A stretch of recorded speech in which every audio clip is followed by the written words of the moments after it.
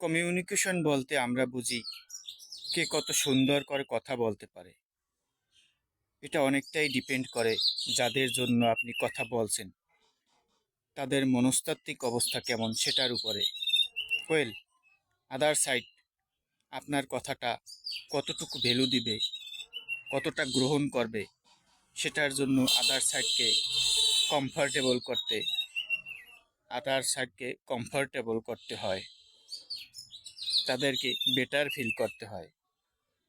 এটা যদি আপনি একবার করতে পারেন, আপনি নর্মাল কথা বললেও সাকসেসফুল করতে পারবেন। সো আপনি আদার সাইড কীভাবে ট্রিট করছেন, প্রশংসা করছেন জানা কিন্তু অনেক ইম্পর্ট্যান্ট।